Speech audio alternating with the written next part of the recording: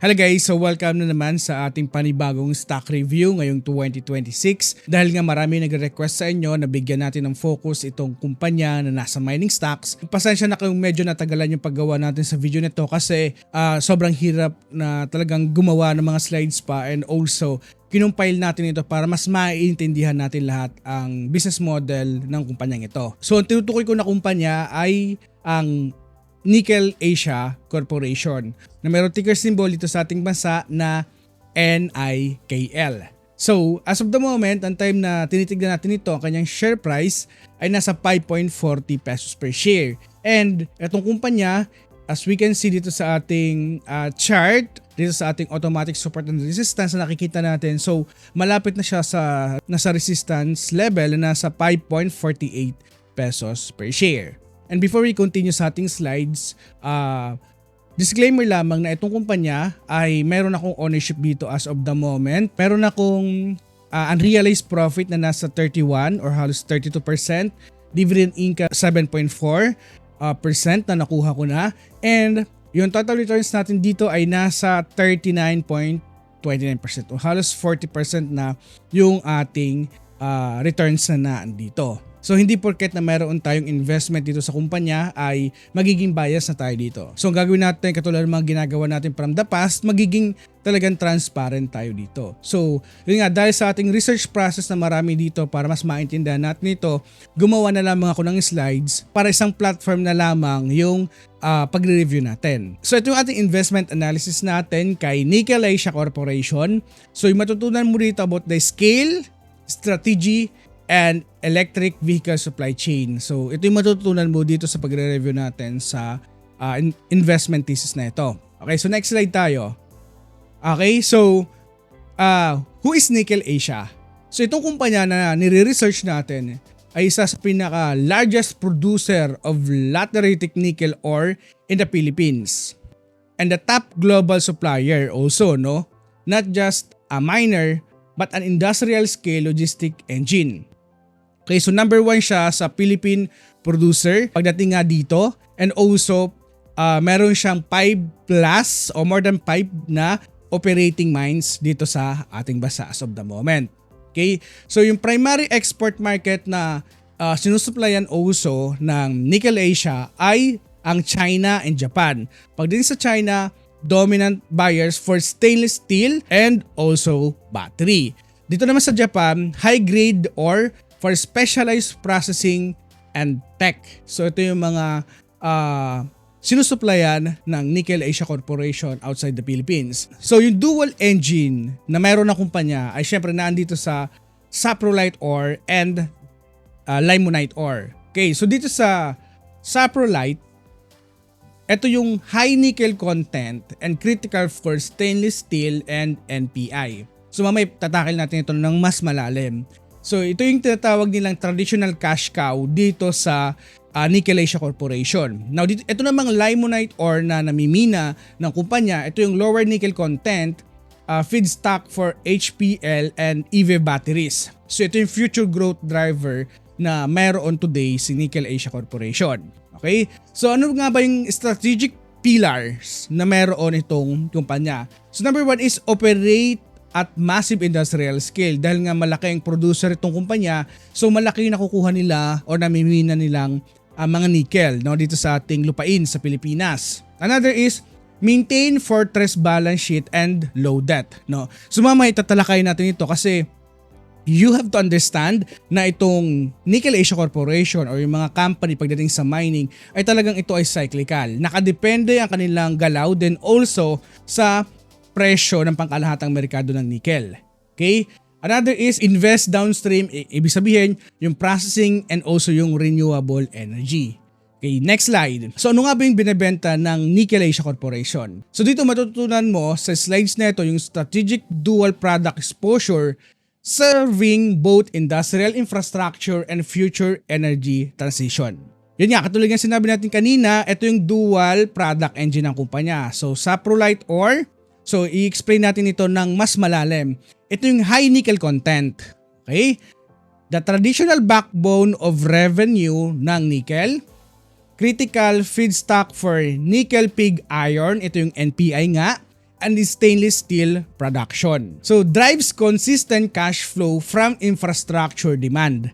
And also ito namang limonite ore, lower nickel content processed by HPAL into mixed hydroxide precipitate or MHP, essential for EV batteries. So ito naman ay nakaposition sa kumpanya for high growth energy transition.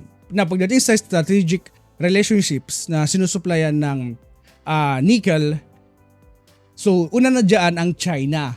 So dominant ito sa pagbili ng mga stainless steel and battery materials. Okay? Pagdating dito sa Japan, strategic partner also, meron siyang yung Sumitomo Metal Mining Co. Bakit laging pinipili ng China, Japan also yung Nickel Asia Corporation? Because it benefits from high switching cost, no? Industrial processors cannot easily change or suppliers without risking production stability. Okay? Hindi mo pwedeng mabilisan ka mag-switch ng supplier kasi nakadepende din yung quality ng namiminang. Ibig sabihin, so in short, gustong-gusto ng mga Chinese buyer and Japan buyers yung nickel na namimina dito sa ating bansa. Okay? Number one also, the moat na mayroon ang Nickel Asia Corporation ay ang process recalibration. Anong ibig sabihin nito? To specific or chemistry. Changing supplier require costly downtime of testing. So this is the importance of supply na napuproduce ng Nickel Asia Corporation. Another is supply chain integration. Long-term logistics and quality assurance protocol create deep stickiness. Okay?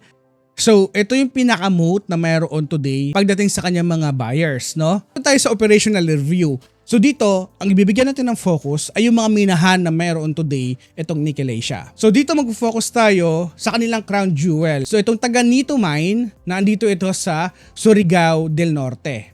So noong 2024, ang kanilang revenue dito na nakuha sa mine lamang na ito ay nasa 8.82 billion. Okay?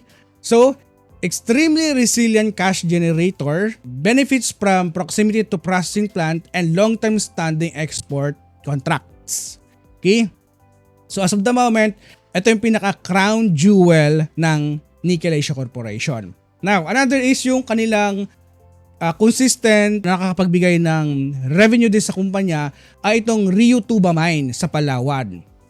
So historically, yung range na nakukuha nila dito, yung nakukuha nilang revenue dito ay nasa 4.7 to 6.8 billion pesos. So very steady ito over the years, no? So ito yung titawag nila na bedrock of consistency. Maintain profitability across cycle through operational stability and predictable output. So mamay tatalakay natin yung galaw ng nickel, no? Para mas maintindihan din natin to also. Another is yung maturing. So ito yung Cagdianao Mine sa Dinagat Island. So noong 2024 yung revenue nito ay nasa 2.65 billion pesos. So bumaba yung kanilang revenue nito versus the peak. So nagre-reflect lamang ito na nasa peak na or nasa maturing stage na yung kanilang mine dito sa Dinagat Island. Okay? So yung peak nito ay nasa 5.1 billion noong 2021 and yun nga, nakuha nilang revenue noong 2024 na lamang ay nasa 2.6 billion pesos. Now, ibig lamang sabihin niya, mas maganda na makapaghanap na rin ulit sila pagdating dito sa Dinagat Island ng iba pang lugar na pwedeng pagminahan dyan. Okay? Another is dito sa Taganaan Mine sa Surigao del Norte. Ito naman yung stabilizer ng kumpanya today. Okay? Kumbaga nag-a-anchor ngayon sa kumpanya. Because yung kanilang nakuhang revenue dito ay nasa 2.3 billion today. So sobrang tumaas ito, no? So kung titignan mo dito, from 1.9 billion noong 2020, noong 2024, ito ay nasa 2.5 billion pesos nito. Supporting cash flow during transitions and another growth performer ng kanilang mine ay itong nasa Isabela sa Dinapigue Mine. So meron siyang high growth today sa ating position dito because yung kanilang revenue ay umangat ng 6,800%. This is the future engine ng kumpanya. Okay, from 12.6 million noong 2021 to 870 million noong 2024. Represent significant future opportunity dito sa Isabela nila na mine. Okay? Now, maliban doon, hindi lamang sila nakafocus today, no? Nagta-transition na rin sila dito sa kanilang energy. This is a hedge compared doon sa kanyang mga mining. Okay? So, ito yung tinatawag natin na defensive position para sa kumpanya. Why? Because mayroon siyang 3.6 billion na nakukuhang revenue today pagdating sa kanilang power. Provides predictable cash flow uncorrelated to nickel prices. Okay, so ito yung sinasabi natin. A critical smoother for earnings volatility. Okay? You have to understand na talagang volatile ang mga nickel price. Minsan sobrang taas, minsan mababa. So ito ay nasa cyclical industriya. Okay? So next slide. So dahil nalaman na natin kung saan yung mga pinagkukunan ng minimina nitong kumpanya, alamin natin yung performance and health ng kumpanya, yung financial analysis natin dito.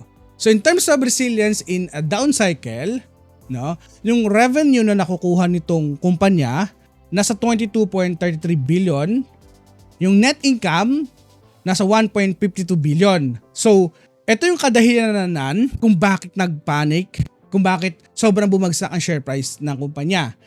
59% ang binagsak nito. Okay? And also, kung bakit marami din ang nagtatanong kung ano nga ba yung position natin dito sa kumpanya today.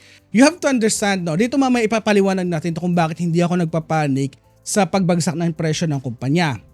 O maliban sa alam na natin na cyclical ito, and also focus muna tayo dito sa operating margin. Nasa 32.79%. So it is high margin na meron today ang kumpanya in terms of their operations. Net cash position, today meron itong 8.1 billion na cash available. Given this data, magkakaroon ito ng 0.58 per share na cash cushion. Okay? This is a big para sa mga mining company. Okay? So this is the data na kung bakit hindi ako nagpapanik. Kasi majority kasi ng mga investors nakafocus lamang sa net income. Okay? Pero hindi nila masyado natitignan yung operational cash flow. So you have to understand sa mining, taas baba ang presyo ng nickel. Okay? And para maintindihan natin, kapag bumagsak kasi yung net income, at kapag maganda naman na kanyang operational cash flow, malaki pa rin compare sa kanyang net income, okay pa rin yon. Maganda pa rin ito i-position. Pero kapag itong operational cash flow ay sobrang bagsak na compare sa kanyang net income also, this is a negative sign para sa kumpanya. Pero dito kasi nakita natin ito, mababa ang kanyang income pero yung kanilang operating cash flow, ay sobrang laki pa rin. Nang bumagsak ito to 2 pesos, malapit sa 2 pesos, hindi ako masyadong nagpapanik. Why? Because nakafocus ako sa kanyang operational cash flow, not the net income. Okay?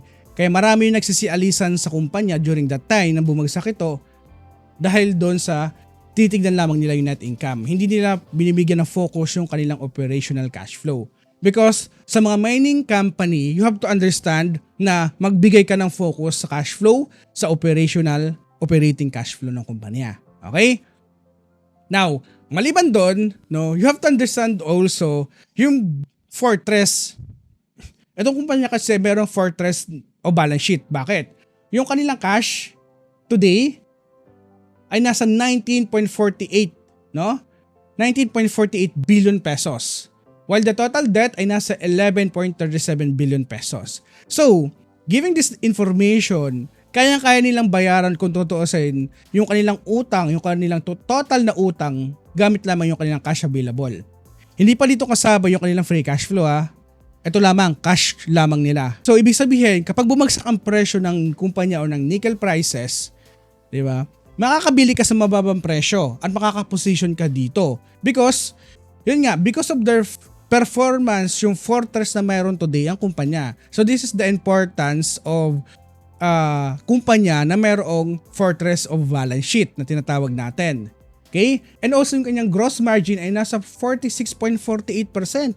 This exceptional na growth margin na mayroon ng kumpanya. Okay? So this is the data na kung bakit maraming tatanong kung bakit hindi ako umi-exit during na bumagsak ang aking performance sa Nickel Asia ng halos 50% ng negative ang aking investment doon. Hindi ako umaalis because of this data lamang. Kung ang kumpanya noon ay bumaba ito kanilang operational cash flow at bumagsak ang kanilang cash and cash equivalent, doon ako medyo mangangamba kapag ganun yung nangyari. Para sa akin, kapag yun nangyari, yun yung time na pwede akong mag-cut loss o umalis sa investment ko sa isang kumpanya. Okay? Now, ang insight na nakuha natin dito, while accounting net income fell sharply by halos 60%, the operational cash flow remained robust at 12.49 billion pesos. This discrepancy highlights the business is generating significantly more cash than headlines suggest. Okay? So this is the data kung bakit hindi ako nagpapanik sa performance or sa galaw ng presyo ng Nickel Asia Corporation. Now, alamin pa natin ng mas malalim yung economic moat ng kumpanya or competitive advantage. Number one is yung kanilang counter positioning.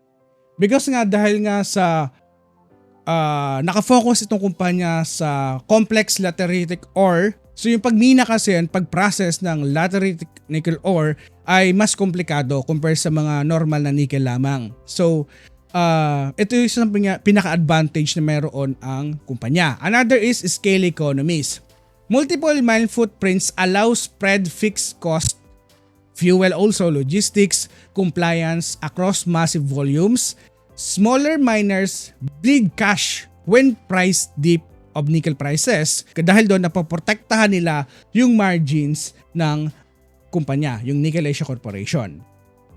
Okay, kasi meron silang multiple mines spot na pwedeng pagkunan ng revenue.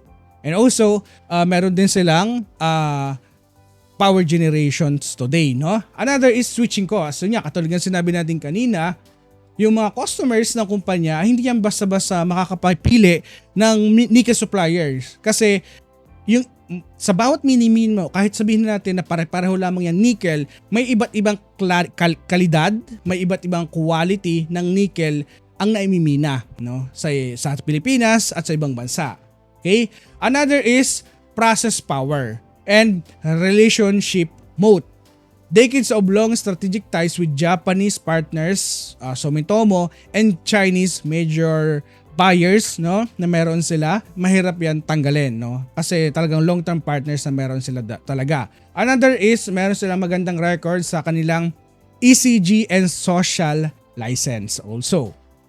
So, ito yung pinaka-moat na meron ng kumpanya na mahirap i-replicate. Kahit nga bigyan kita ng 74 billion pesos, which is ito yung market cap ng kumpanya, bigyan kita ng ganong kalaki, hindi mo kayang i-replicate yung ganitong performance na mayroon ang kumpanya today. Kailangan mo mag-build it ng more than decades, no? I think 3 decades bago mo ma-replicate ito. Pero after that, na ma-replicate mo, sobrang layo na ng performance ng kumpanya compare sa'yo. Diba? So mahirap. Another is market outlook natin. Pagdating sa EV demand is changing the nickel cycle. Okay, so this is the demand of EV, no? Kung titignan natin dito, the two engines of demand, kung titignan natin, no, ayan. So, over the long run, makikita natin na malaki ang demand talaga ng EV battery compare sa stainless steel lamang. Pero you have to understand na malaki pa rin pinagkukunan nila, nanggagaling pa rin dito sa stainless steel, no? Baseline pa rin nila. Pero, pagsapit ng 2028 to 2030, doon na mag-accelerate na mas malaki based sa mga analyst ang EV battery. Okay, so ito yung pinaka-performance cycle na meron ng kumpanya. Now, another is yung strategy downstream evolution. Ano yung ibig sabihin nito? From ore exporter lang kasi itong kumpanya to value-added producer. Okay? From limonite ore, ito yung low margin kasi. Okay? And also, HPAL output, ito yung battery grade, high margin meron today. So, isa sa pinakaano dito today, no, dahil nga sa pagpangit ng performance ng Indonesia, which is ito yung pinakakalaban din natin pagdating sa Southeast Asia, sa nickel, no, dahil sa massive supply surge depress also, no, dahil yun nga, di ba, yung issues na nangyari sa Indonesia. Another is high policy risk and dependency on subsidies. And also, ECG concern over coal powered processing. Dito naman ay magiging positive ito, advantage natin to sa Pilipinas. Bakit? More predictable regulatory framework, Nickel Asia investing in renewable energy. Dahil doon, mas magi-improve yung kanilang ECG score. Okay? So kung ano ibig sabihin ng ECG score, search na lang sa Google para mas maintindihan nyo. Hindi ko na siya explain dito ng mahaba kasi sobrang haba talaga niya pag i-explain ko pa. Okay? Another is strategic alternative to Indonesia. So yun nga, katulad ng sinabi natin kanina, sa pag-collapse ng Indonesia, magiging advantage ito para sa atin na mayroong nickel sa Pilipinas. Okay? Ito yung outlook na nakikita natin sa future ng nickel. Okay? Next slide tayo. So this is the cycle position ng analysis natin. Okay? Sana nga ba tayo ngayon? Kung titignan natin from the past, no, nung 2021 to 2022, at ito yung nagkaroon tayo ng euphoria, yung past peak natin. And yun nga, nagkaroon ng depressed situation, bumagsak kanyang nickel price, and today, naandito tayo ngayon. Para sa akin, naandito tayo sa late down cycle, early turn. Okay? And also, pagkatapos niyan, yung cycle na naman babalik, papuntang structural growth, yung next curve naman yan, pataas. Para sa akin today, naandito pa rin tayo. Ito yung owners versus renters pagdating sa mga spot na meron ng kumpanya. Usually kasi yung mga mini-mina or minahan na mayroon ng kumpanya ay pagmamay-ari na nila yan. Okay, binili na nila. Yung iba kasi na nagmimina sa ating bansa ay nirerentahan lang nila. Okay, may mga ganong senaryo. Pero sa kanila ay disadvantage kasi sila mismo yung may-ari niyan. So, ibig sabihin, kung ang market, yung price ng market ay bumagsak, no, talagang malaking epekto niyan para sa mga nagrerenta. Para sa mga owners katulad ng Nickel Asia Corporation, nakakapag-survive sila because of scale, scalability, and also low break-even also. So status diyan, survivor. Now, another is yung impact ng forex exchange. Positive ito kasi revenue is earned in US dollar. Costs are paid in Philippine. So, weak peso act as a natural profit margin hedge. Kung bakit tumataas ng paunti-unti din also yung performance ng Nickel Asia Corporation today. Okay? Another is capital allocation. Ito yung strategic growth na mayroon today dun also ang kumpanya. Investing heavily in HPAL, renewable, to maximize capacity for the upturn in the future. Okay? Another is dividend cycle. You have to understand na itong kumpanya ay cyclical, so nakadepende din ng kanilang dividendo na ibibigay sa kanilang kinikita. So kapag pangit ng performance, babagsak din ang kanilang dividendo. Kapag umangat naman, tataas din ang kanilang dividendo. Ganun lamang ang cycle nito, no? Now dito naman tayo sa forecast framework sa scenario metrics natin. So meron tayong bear, base, and bull scenario. Okay? So number 1 is yung 30% probability na mangyari ito, yung the long winter na tinatawag natin. Ito yung survival mode. Mangyayari lamang ito kapag ang assumptions natin, yung nickel price depressed for 3 to 5 years. So kapag sobrang bumagsak ulit yung kanilang nickel price ng ganun katagal, no? And also yung Indonesia supply glut persist also, and EV growth slower than projected. So yung outcome nito, dead money and deep value. Ibig sabihin, earnings flat, dividend cuts, or worst case scenario, isuspend yung dividend na may bibigay ng mga kumpanya.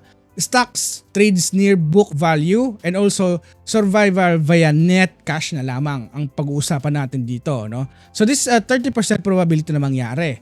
Another is yung 50% probability na mangyari. Ito yung slow normalization, gradual recovery. So yung assumptions natin dito ay yung prices stabilize and gradually recover, which is ito nangyayari sa atin today. Steady stainless and EV demand growth, conservative but sustainable dividends. So kahit pa paano, no, malaki yung chance na naandito tayo sa stage na. Para sa akin, dahil nandito tayo sa stage na ito, so para ito sa mga talagang willing mag-antay na lumago ang investment sa kumpanya. And also yung outcome nito ay yung valuation multiply expand slightly, confidence returns, and also steady compounding over 3 to 5 years. Okay? And cycle turn naman, in execution plus tailwind, ito ay 20% probability na mangyari kapag ang sharp price rebound and supply rationalization, HPAL projects succeed and capture margin, and aggressive dividend reinstatement. So, yung outcome nito, magiging multiple bagger na naman itong kumpanya potentially. Cash flow surge, major multiple expansion, stock re-rates kapag yung mga analysts ay nire-rate na naman ito ng matataas yung valuation na naman na ibibigay. It is a sign, no? And also kapag yung presyo na naman ng nickel ay tinataas o tumataas na naman. Okay, so yun yung mga outcome. So probably para sa akin, malaki yung chance na mangyari or nandito tayo today sa 50% probability. Gradual recovery tayo. Okay? So next slide. So dito na tayo sa investment analysis natin, yung valuation. So hindi lamang tayo magbabase sa valuation na meron ng kumpanya. We have to find din sa mga competitors ng kumpanya today also. So, ang kanyang current multiples ay nasa 17 times PE ratio while the forward PE ay nasa 9.5 times. So, ang kanyang PEG ratio also ay nasa 0.68. So, ibig sabihin, in terms of multiple valuation, nasa undervalued ang kumpanya today. And also, in terms of my fair value na compute, meron itong 7.14 pesos per share na intrinsic value and meron itong margin of safety at meron tayong upside potential na nasa 30%. Upside potential pa rin dito. Or more than 30% na upside potential sa kumpanya. Market context natin, yung market cap nasa 71.7 billion, enterprise value ay nasa 72 billion pesos. So, you have to understand na yung meron siyang net cash position na 8.11 billion act as a valuation floor. Okay? Ibig sabihin, ito yung buffer. Meron pa silang buffer din also. This is an excitement para sa mga investor na kumpanya nakabili sa 2 pesos or below 2 pesos. Congratulations sa inyo kasi during the time na sinabi natin na pwede nang bumili sa 2 pesos, congratulations sa inyo, no, na nakahabol kayo. So hindi lang natin compare ang kumpanya sa kanyang history because sa mga competitors din ito. Okay? Pagdating sa valuation profile, key risk factors and survivability score, makikita natin na mataas ang survivability score na meron ang Nickel Asia Corporation, no? And risk factors, nickel price volatility. Okay? Now dito tayo sa Philippine Junior Miners. Ibig sabihin, ang nilagay ko dito, ibig sabihin niyan, yung mga maliliit na miners compared kay Nickel Asia Corporation. Okay?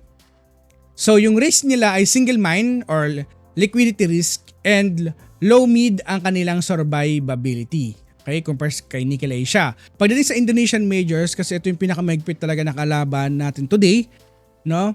Meron silang high beta today because nga sa instability ng kanilang regulatory and also yung kanilang country today ay nagsasuffer. Meron silang policy instability and ECG. So ito yung risk na meron ng kumpanya, meron ng mga Indonesian major players and variable ang kanilang risk ay survivability. Okay? Now, next slide tayo, risk catalyst and monitoring plan. So, yun nga, lahat naman ng mga stocks dito sa Pilipinas, mayroon yung mga risk na kaakibat. So, nakadepende yan kung ano yung dapat mong unahin, ano yung dapat mong i-priority. So, number 1, na kailangan mong i-priority kapag ikaw ay mayroon ng ownership sa kumpanya or kumikita na yung investment o kung ikaw naman ay wala pa, lagi mong tignan yung nickel price volatility. Napakamalaking bagay yan. Nasa high yung ratings natin na lagi mo itong titignan. Bakit? Katulad nga sinabi natin kanina from the late 2022, no? Talagang umangat ang presyo ng nickel price. Talagang gumanda ng performance ng nickel and yung mga investor noon ay happy. Now, lately lang, nang bumagsak ang presyo ng nickel, doon naman na-depress yung mga investor ng Nickel Asia Corporation. Okay? So you have to understand na napaka-importante na lagi mo tatandaan or babantayan yung presyo ng volatility ng nickel price. So another is yung Indonesia supply glut. So ibig sabihin, yun nga, dahil nga sa instability na meron ang Indonesia, and dahil nga Indonesia is also the top exporter of nickel, monitor the Indonesia supply. No? Another is China demand and macro. Real estate, infrastructure slowdown, impacting stainless. Okay? So you have to monitor the PMI data na meron pagdating sa China and macro. So ang rate natin dito ay nasa mid lamang yan. And also HPAL execution risk. Monitor the capex report of nickel, cost overrun or delay in downstream projects. So mid lamang yung impact nito para sa risk na meron sa nickel. And another is low, itong regulatory and forex exchange. Okay, you have to monitor also the DNR and the BSP. So in short, kapag ikaw ay investors na ng kumpanya, you have to focus on nickel prices volatility and Indonesia supply. Okay? Now, dito na tayo mag-focus sa near-term catalyst naman. Number 1 is yung price stabilization. Kasi any sustained floor in nickel price is a signal that end of this stocking cycle. So, sabihin niya sa nearly recovery tayo. Another is partnership news. Announcement on HPAL partner or offtake agreement validate strategy. Another is energy projects. Operational milestone in solar wind assets diversify cash flow. Okay? Policy clarity. Favorable update on mining. Yun nga, dahil nga suportado ng government yung EV industry dito sa Pilipinas, no, talagang malaki din ang demand dyan in the future sa atin. And this is the thesis validation natin checkpoints. Quarterly earnings, you have to check the quarterly earnings. Yun nga, instead na mag-focus ka sa net income, you have to focus kapag ikaw ay nasa investment dito sa Nickel Asia Corporation, the operating cash flow, tignan mo kung stable ito versus the net income. Kasi dito makikita yung noise lamang ng market. Okay? So kapag mababa ang net income pero sobrang ganda naman ng operational cash flow, nakita natin from the past, it is a opportunity, no? Okay? And also kapag yung margins ay talagang mas mataas pa compare sa kanya mga competitors, this is a signal na pwede talaga pag-investan itong kumpanya. Okay, another is balance sheet health. You have to ensure na meron dapat itong net cash position na malaki para in case na magkaroon ng downstream, kaya nilang punan iyan. So this is the final verdict natin dito sa kumpanya. So sa pag-aaral natin dito sa Nickel Asia Corporation, so take time to appreciate kasi sobrang hirap ng ginawa natin. It takes 3 days. It takes 3 days para makumpleto natin itong thesis na ginawa natin, no? Para ma-present lamang ito sa inyo. Kung ikaw ay willing mag-antay ng 3 to 5 years para ma-realize yung investment mo, kaya mong antayin yan, di ba? You can position. Pero if not, kung ikaw ay labas-pasok lang sa kumpanya, huwag ka nang bumili dito. Okay? Now, another is, kapag ikaw ay short-term trader, syempre nakafocus ka sa momentum, breakouts, and so on and so forth, no? So, and kapag ikaw naman isang dividend income, nakafocus ka sa consistent and also predictable yung kanyang cash flow. So may cautious lamang tayo na ito ay cyclical. So nakadepende din yung kanilang dividendo na ibibigay sa cycle ng ating nasa cycle ng ating thesis din also. Katulad kanina, nasa early stage tayo ng recovery, di ba? So paunti-unti, aangat naman ang kanyang dividendo na may bibigay. Another is value and cycle. Okay, accumulate, understand asset value, willing to wait for price recovery. Core thesis and elements natin, net cash forecast, meron ng kumpanya, scale and cost position, downstream optionality. So ito nga sinabi natin, nang bumagsak ang kanyang presyo to 2 pesos, ito yung execution accumulation strategy natin. Okay? So number 1 is deep value zone. So usually kapag ganito sa mga nickel prices, ang ginagawa natin, kapag mayroong heavy news na sobrang bad, no? And yung dividend are medyo nakakat na and yung valuation is less than the book value, it is a sign na maglagay tayo ng position, no? Because nakita nga natin from the past na malaki pa rin talaga yung kanilang operating cash flow compare sa kanyang net income. No, hindi pa rin talaga naapektuhan yan. Nagkaroon lamang na yung presyo talaga ng nickel ay bumagsak. You have to add kapag ang recovery ay na-confirm na. Add when nickel prices establish a floor and earning stabilize also. Another is momentum breakout. Top up only on clear structural shift. For example, successful yung mga mines nila today, yung mga HPAL launch nila, no? Yun lamang, doon pumapasok talaga yung mga momentum traders or investors. Okay? Now, this is the verdict na ginawa natin. So, if you are not willing to hold 3 to 5 years sa investment dito sa Nickel Asia Corporation, wag mo na itong hawakan. And also, kung hindi mo kaya sikmura itong cyclical industriya na nandito, yung pagtaas at baba ng presyo ng nickel prices, wag mo na itong hawakan. Okay? So, this is Pessi Warrior guys, na nagpapaalala, invest wisely and see you on the other side. And also guys, kung mayroon kayong mga stocks na gustong ipa-research, comment down below.